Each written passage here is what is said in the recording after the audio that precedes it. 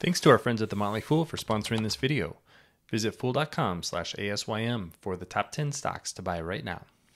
Mark Zuckerberg and Meta have really made their play in artificial intelligence, announcing this week that they're going to work with Microsoft to open source their Llama 2 model. Now, this is a very different strategy from a lot of the other companies that are not only building models, but then building products on top of them. But there's a reason that Meta is doing this, and I think this is really a scorched earth strategy. The company doesn't have the same incentives as a lot of its competitors, and that allows it to take a very different strategy and potentially destroy a lot of the value that companies like OpenAI have built.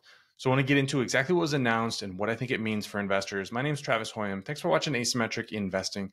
Please subscribe here on YouTube for all my content. Check out my newsletter, and I'm doing an event on August 18th in the DC area. So there's a link to that in the show notes. It's called Money Collaborative. If you're in that area, check that out. So let's start with the announcement from Meta. And this is the announcement with Microsoft. They're introducing a next generation model called Llama 2. This is building on their last large language model. That's where the LL comes from in Llama. And that one was open source, but only for researchers. It was not open for commercial use.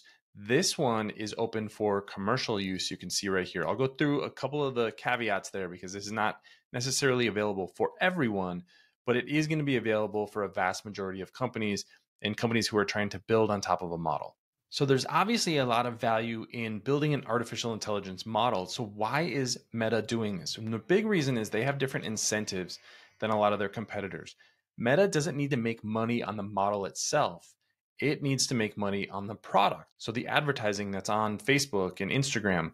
As a result, it can release these models as open source and hope that developers continue to add value to the model, something that happens typically in open source versus closed systems. This release says by making AI models openly available, they can benefit everyone, giving businesses, startups, entrepreneurs, and researchers access to tools developed at a scale that would be challenging to build themselves. Backed by computing power that may not otherwise access, will open up a world of opportunities for them to experiment, innovate in exciting ways, and ultimately benefit from economically and socially.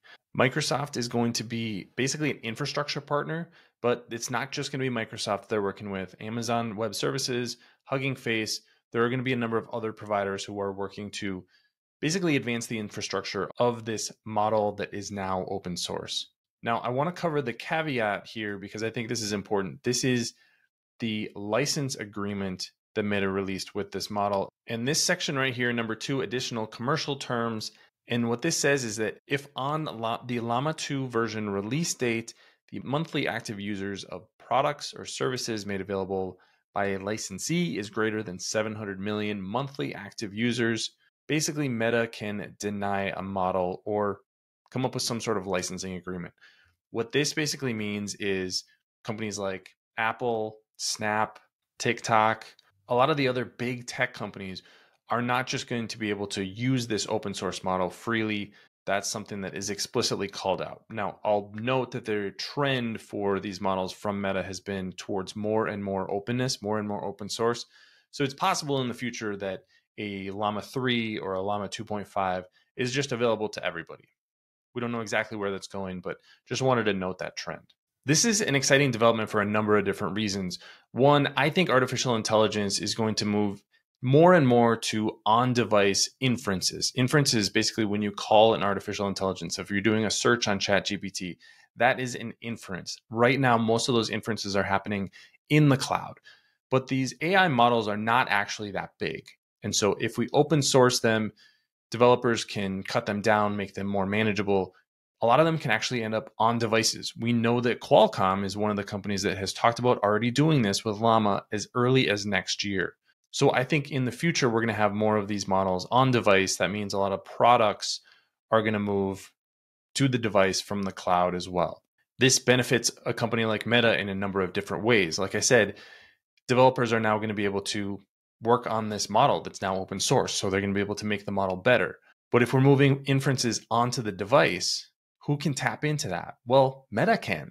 One of the challenges for tech companies is that as we move to more artificial intelligence, their margins have actually been coming down because a lot of that computing power is relatively expensive, especially when on a per unit basis, you're talking about pennies or fractions of a penny for any given ad that's shown by a company like Meta on its social networks. So any cost that you can cut out of the equation is really going to be a benefit. I think this is one of the hidden benefits for Meta, is that they're going to move a lot of that cost onto the device. So we're not necessarily going to notice it as users because the cost is really just electricity. So maybe you have to plug your phone in a little bit more. Maybe the battery needs to be a little bit bigger, but there's not going to be a huge cost to moving these models onto devices, but there's going to be a massive benefit for a company like Meta that operates at scale. So I think that's going to be a big benefit. But at the end of the day, Meta makes its money on the products that it has. So the underlying infrastructure, it has often open sourced a lot of these things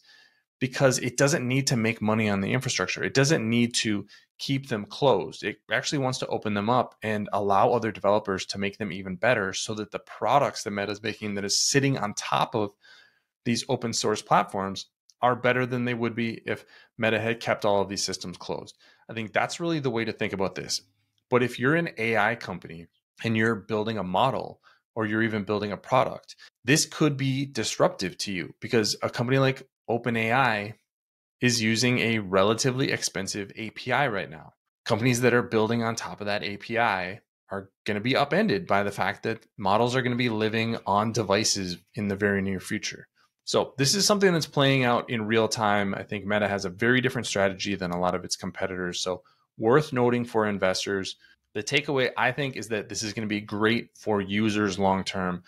More open source development is good for the advancement of artificial intelligence and for the products built on top of it. And Meta may be a bigger player than you realize. What did you think about this news? Leave your comments in the comments section below. Don't forget to follow Asymmetric Investing. Thanks for watching, everybody. See you here next time.